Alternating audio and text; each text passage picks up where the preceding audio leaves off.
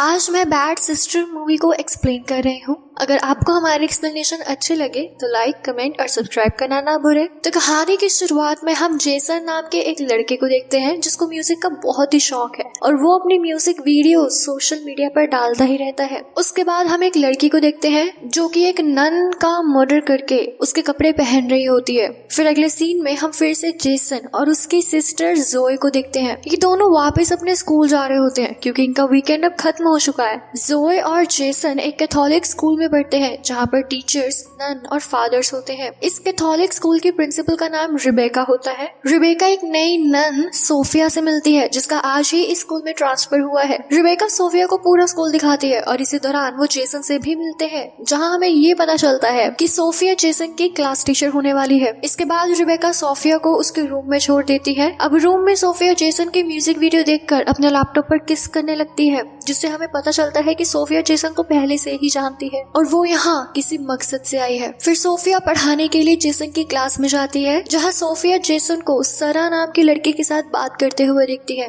जिससे उसे jealous feel होता है और वो सरा की सीट ही चेंज कर देती है। एक नन होने के बावजूद सोफिया को मॉर्निंग प्रेयर नहीं आती और वो जोए को प्रेयर करने के लिए कहती है। ये देखकर जोए को भी थोड़ा अजीब लगता है। फिर जब जेसन सरा को किस कर रहा होता है तो सोफिया उस दोनों को देख लेती है। अब जेसन को किसी और लड़की को किस करते देख सोफिया को बहुत ही जलन होती है और वो गुस्से में सरा को जेसन से अलग रहने को कहती है। इसके बाद सोफिया जेसन को उससे मिलने के लिए अपने रूम में बुलाती है और खुद जेसन के आने के टाइम पर दरवाजा खुला रखकर कपड़े बदलने लगती है। फिर जेसन वहाँ पर आता है और छुप कर सोफिया को कपड़े बदलते हुए देखने लगता है। असल में सोफिया ने ये सब जानबूझकर किया था ताकि वो जेसन को सेड्यूस कर सके और इसमें वो सक्सेसफुल भी हो जाती है। जिसके बाद जेसन सोफिया से बिना मिले वहाँ से चला जाता है। अगले दिन वीकेंड होता है और सभी पेरेंट्स अपने बच्चों को लेकर घर जाते हैं। इसके बाद सोफिया भी रिबेका से ये कहकर छुट्टी ले लेती है कि सोफिया की आंट की तबीयत काफी खराब है। घर पर जेसन अपने पेरेंट्स को कहता है कि वो स्कूल से ड्रॉप लेना चाहता है और अपने म्यूजिक कैरियर पर फोकस करना चाहता है। इसमें जेसन की मदर तो उसको पूरा सपोर्ट करती है लेकिन उसके फादर उसका साथ नहीं देते। जिसके बाद जेसन स्विमिंग पूल के पास बैठकर गाना गाने लगता है और वही सोफिया भी छुपकर उसे गाते हुए देखती है। लेकिन बीच में ही जेसन को सरा की कॉल आ जाती है जिस पर सोफिया को बहुत ही गुस्सा आता है और फिर वो सरा के कमरे में जाकर उसकी बुक में ड्रग्स रख देती है। फिर अगले दिन सरा के बुक में से ड्रग्स निकलते हैं। अब क्योंकि ड्रग्स लाना इलीगल था इसीलिए सरा को स्कूल से सस्पेंड कर दिया जाता है। जिसके बाद पूरे स्कूल और हॉस्टल की चेकिंग की जाती है तो जेसन के रूम से भी शराब की बोतल निकलती है।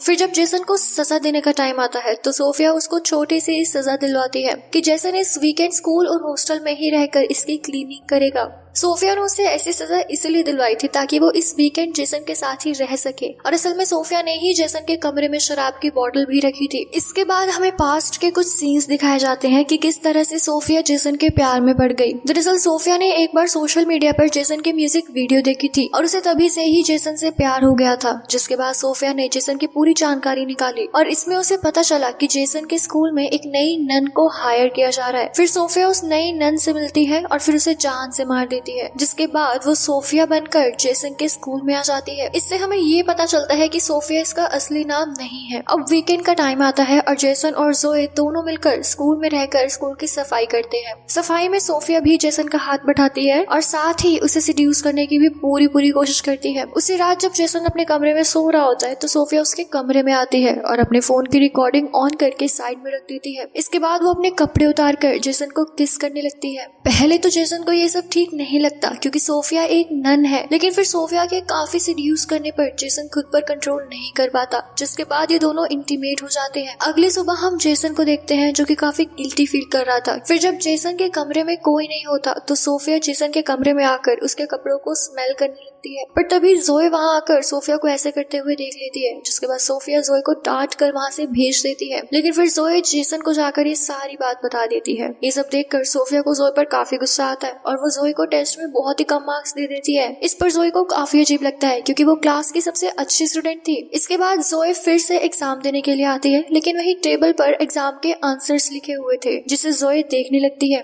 लेकिन ऐसा करते हुए उसे सोफिया पकड़ लेती है और उसे प्रिंसिपल रिबेका के पास ले जाती है। ये काम भी दरअसल सोफिया का ही था, मतलब उसने जानबूझकर वो आंसर्स वहाँ रखे थे ताकि जोए उन्हें देखे और फिर सोफिया उसे सजा दिलवा सके। लेकिन जोए को सस्पेंड नहीं किया जाता क्योंकि वो एक बहुत ही अच्छी स्टूडेंट थी। वहीं दूसरी तरफ जेसन अभी भी अपनी हरकत के लिए काफी गिल्टी फील कर रहा होता है, जिसके बाद वो कोर्ट के सामने जाकर अपना कन्फेशन करता है। यहाँ पर कन्फेशन बॉक्स के अंदर सोफिया आती है और फिर यहाँ पे भी ये दोनों एक साथ एंजॉय करते हैं। इसके बाद हम देखते हैं कि सारा अपने घर पर एक पार्टी रखती है, तो वो जेसन को भी इसमें इन्वाइट करती है। अब जेसन को सारा की पार्टी में जाते देख सोफिया भी उसके पीछे चल पड़ती है। पार्टी में सारा जेसन के क्लोज आकर उसे किस कर देती है, लेकिन बीच में ही जेसन को सोफिया का चेहरा याद आता है और वो सारा को किस करने से रोककर पार्टी से बाहर चला जाता है। पार्टी से बाहर आते हुए जेसन के पास शराब की बोतल थी, इसीलिए एक पुलिस वाला उसे पकड़ लेता है, लेकिन सोफिया वहाँ आकर सिचुएशन को हैंडल करके जेसन को वहाँ से ले जाती है। इसके बाद सोफिया जेसन को एक होटल में लेकर जाती है, जहाँ वो फिर से जेसन को सिड्यूस करने की कोशिश करके उसे कहती है कि वो जेसन के साथ पूरी जिंदगी रहना चाहती है और सोफिया के पास बहुत पैसे हैं जिससे वो दोनों आराम से पूरी जिंदगी गुजार सकते हैं। ये सब सुनकर जेसन को बहुत गुस्सा आता है और वो गुस्से में सोफिया को ये कहकर चला जाता है कि वो उसके साथ नहीं रहना चाहता। इसके बाद जेसन सड़क के किनारे उदास बैठा होता है, जिसके बाद जेसन के फादर जेसन को आकर कहते हैं कि अगर वो स्कूल से ब्रेक लेकर म्यूजिक कैरियर पर ध्यान देना चाहता है तो वो ऐसा कर सकता है, यानी कि अब जेसन के फादर भी उसे सपोर्ट कर रहे हैं। ये सुनकर जेसन बहुत खुश होता है और फिर ये दोनों घर आ जाते हैं। अगले दिन वीकेंड खत्म होने के कारण जेसन और जोए वापस स्कूल आते हैं। जेसन हॉस्टल में अपने रूम में देखता है कि सोफिया उसके बेड पर पड़ी हुई है। सोफिया को इस तरह देखने पर जेसन को डर लगता है कि कहीं सोफिया ने रात वाली बात से परेशान होकर सुसाइड तो नहीं कर लिया। जिसके बाद वो सोफिया को जगाने की कोशिश करता है, लेकिन तभी सोफिया जेसन को किस कर देती है, जिससे हमें ये पता चलता है कि सोफिया तो बस जेसन के साथ मजाक कर रही थी। लेकिन इससे जेसन को बहुत गुस्सा आता है। अब जेसन चाहकर भी सोफिया की कंप्लेंट प्रिंसिपल से नहीं कर सकता था, क्योंकि इससे फिर जेसन की इमेज भी सबके सामने खराब हो जाती, क्योंकि उसका और सोफिया का अफेयर जो था। इसके बाद मॉर्निंग प्रेयर के दौरान प्रिंसिपल रिबेका क्लास में आती है और इस बार उनके साथ सरा भी थी, जिसकी गलतियों को अब माफ करके दोबारा से स्कूल में एडमिशन दे दी गई थी।